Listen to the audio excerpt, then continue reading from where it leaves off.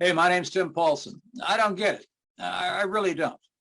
Accounts receivable tends to be the largest liquid asset after cash in many organizations, and the accounts receivable department and their team are often treated like the ugly, unwanted stepsister of the accounting department.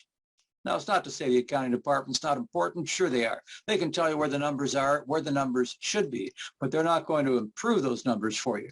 They're not going to help the organization survive and thrive. You need the professional accounts receivable department to be able to do that. I don't get why in many organizations they'll hire people and they'll give them a 3-week training program. 90% of that's going to be on a system. 10%, if 10%, is going to be on effective communication techniques. Should be the other way around. Accounts receivable, a place where a lot of your customers go to become haters of your organization.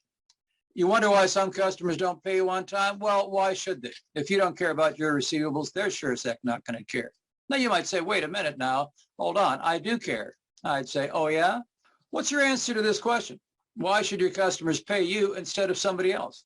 And if you think your answer, and if your answer is anywhere close to being the fact that you and your organization need the money, boy, are you ever on the wrong track. Now, I'm prejudiced. I mean, collection training is what we do. It's all that we do. We tend to be pretty good at it. But I mean, geez, guys, come on. I just don't get it. There's really no excuse for this.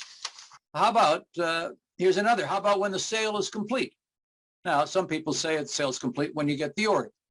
People in the credit department, they'll say, oh, no, the sale's not complete until the money's in the cash register. They are wrong, too.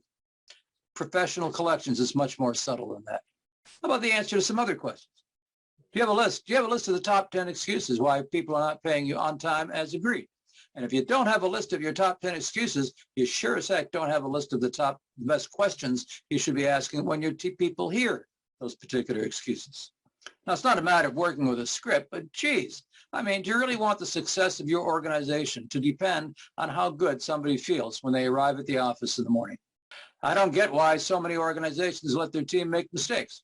The biggest mistake made in collections, even by seasoned collectors. The second biggest mistake people make. And if you don't know what those two mistakes are, then I suggest that there's many people in your organization are making those mistakes each and every day.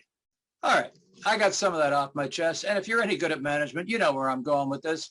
If you do not get it, if you do not understand why your team, your accounts receivable department is not on a sharp curve to be the very best in communications for your organization, dealing with that important asset of yours, reach over, pick up the telephone, give me a call.